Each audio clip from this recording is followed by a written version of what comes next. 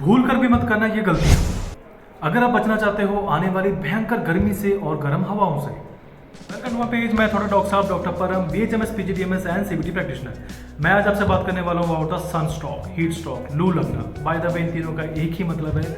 मैं आज आपसे बात करूंगा about the precautions, about the some homeopathic remedies कि कौन सी वो होम्योपैथिक रेमेडीज है जिनकी मदद से हम हीट स्ट्रोक जैसी प्रॉब्लम से बच सकते हैं। तो अब तो गवर्नमेंट ने भी वार्निंग दे दी है कि इस साल अप्रैल से लेकर जून तक बहुत एक्सट्रीम गर्मी पड़ने वाली है। सो आपको अपना ध्यान खुद रखना पड़ेगा, इस गर्मी से बचना पड़ेगा और ये टॉपिक आपके लिए होने वाला है बहुत खास।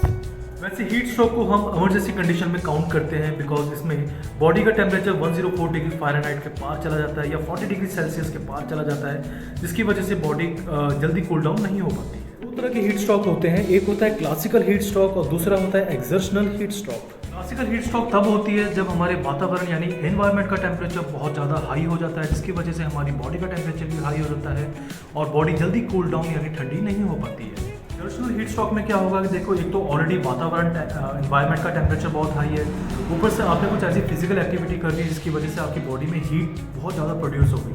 सो एनवायरमेंटल हीट प्लस आपकी बॉडी हीट दोनों मिलकर करती हैं एक्सर्शनल हीट स्ट्रोक। क्या सिम्टम्स आएंगे? नंबर 1 पे आएगा आपका वेरी हाई बॉडी टेम्परेचर यानी कि 104 डिग्री फ़ारेनहाइट के पार। नंबर 2 पे आएगा आपका एजिटेशन यानी कि बेचैनी, एग्रेशन यानी कि चिड़चिड़ापन और गुस्सा। नंबर 3 इज ब्लड विजन यानी कि आंखों में धुंधलापन हो जाना, सिनकपी, फेंटिंग यानी कि बेहोश हो जाना या फिर confusion. Number 4 is tachypnoea and tachycardia. Number 5 is vomiting, nausea and weakness. Skin symptom is very important. अगर स्किन ड्राई होती है so this is the case of classical heat stroke. अगर स्किन मॉइस्ट यानी कि स्वेटी होती है तो this is the case of exertional heat stroke. अगर आपके सामने किसी को हीट स्ट्रोक हो जाए तो आप क्या कर सकते हो? आप कर सकते हो कि सबसे पहले उसे आप गर्म जगह से हटाकर ठंडी जगह पे ले जाएं, उसके बाद उसके ऊपर पानी का छिड़काव करें और किसी भी चीज़ की हेल्प से उसको हवा दें। और अगर बर्फ़ अवेलेबल हो यानी कि आइस अवेलेबल हो तो उसके आर्म पिट्स पे लगाएं और उसकी गर्दन पे बर्फ़ को लगाएं। अब बात करते हैं कौन सी हैं वो गलतियां जो हमने नहीं करनी है और कौन से प्रिकॉशंस हैं जिसकी वजह से हम हीट स्ट्रोक से बच सकते हैं। नंबर 1 पे आता है हाइड्रेशन यानी कि जितना हो सके आप अपने आप को हाइड्रेटेड रखें, पानी पीते रहें, शरीर में पानी की कमी नहीं होनी चाहिए।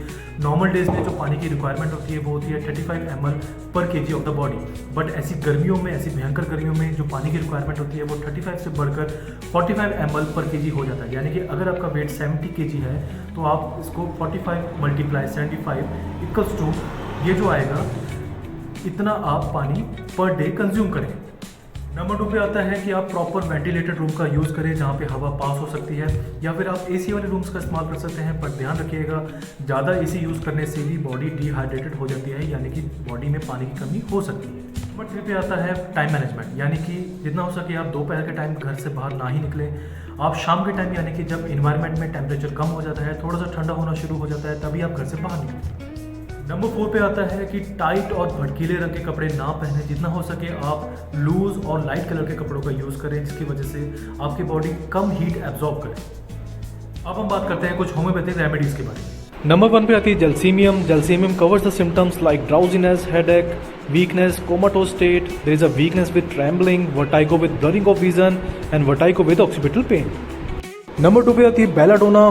This is a very good remedy for sunstroke. There is a congestion of face and head, burning sensation on the face, severe congestion, headache, redness in the eyes, skin feels hot, red and dry.